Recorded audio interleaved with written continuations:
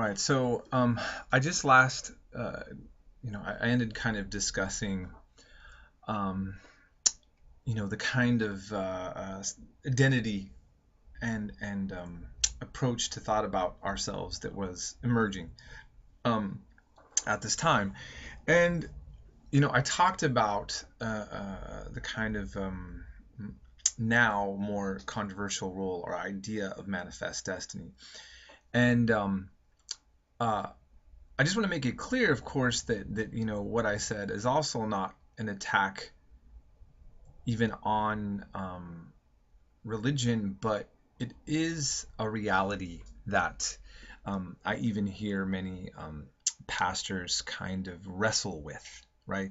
Okay. I mean, if just real quickly to mention this, I mean, Martin Luther King Jr., when he gave his I had a dream speech, and he talks about going up on the mountain, and I've seen the promised land. He's seen hope.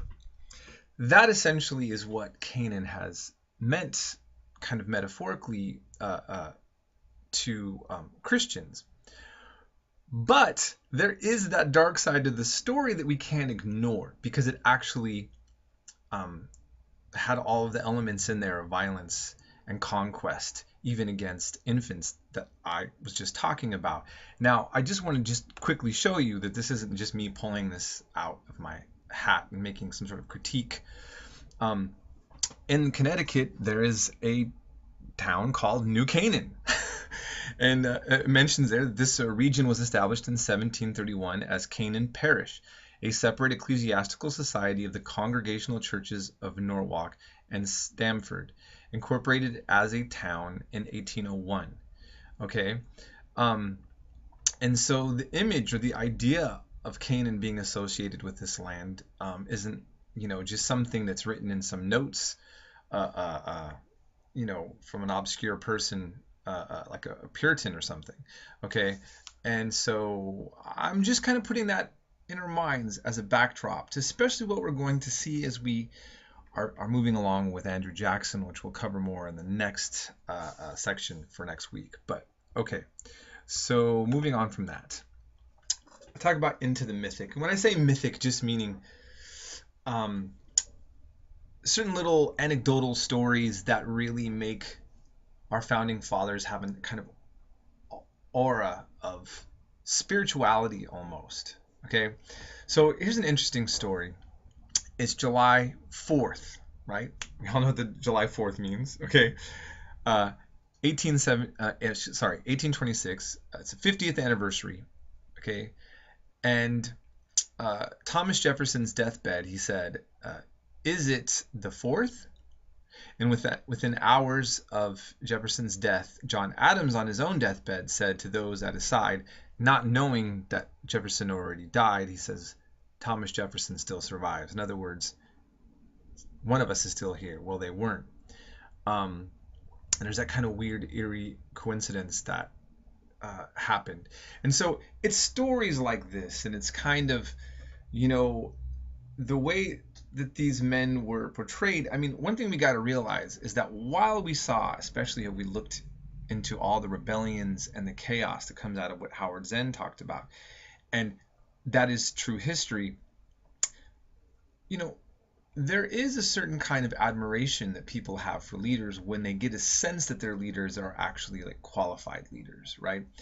And sometimes a leader can do a lot of good and that gets neglected, and people then kind of conjure that up later, kind of put that memory on it later. You know how it is, like you can have a relationship with somebody, it goes bad, and then you rethink it later on, and the memory is, you rather are actually thinking about the good and realizing it wasn't as bad as you thought, or you kind of reinvent it and it make it even better than it was, or you can make it worse than it was because you're bitter about something and you can overlook all the good, right? Okay, so memory about the past is always interesting, and what we focus on, and this is actually what we've been discussing this whole time about history, right, is how certain experiences and who we are and where we come from give us different things to focus on and a different sense of things, right?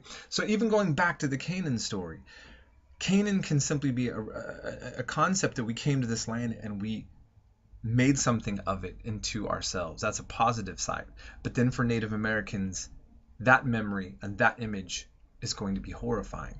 And yet maybe a Native American now that thrives wants to think about it. Well, hey, I do like this. I mean, we have lots of variables, and I'm always just kind of trying to put you into that historical mindset, and how to think about things in many different ways. Okay, so after the War of 1812, I'm already kind of discussing this, but we get this new phase for the United States, time of massively increased economic growth and territorial expansion. So, right, regardless of how well the War of 1812 didn't go for us, we do again see something. It does transform into a time of growth. There was a need to fix financial systems. That wasn't thoroughly set. Transportation, right? Now we take for granted railroads, cars, highways, freeways, byways, all this kind of stuff. That wasn't all set up. And in 1815, President Madison called on Congress to understand the great importance, quoting him, great importance of establishing throughout our country the roads and canals which can be best executed under the national authority.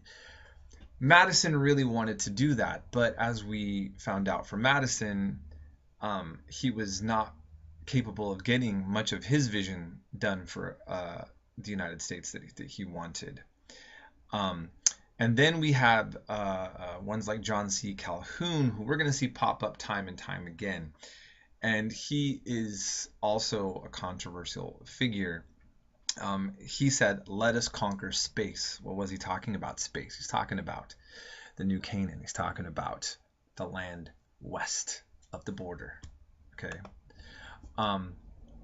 So expanding westward. All right. So, and this is going to be a theme we're going to return to. By 1820, almost 1 out of every 4 white Americans lived west of the Appalachians. Okay.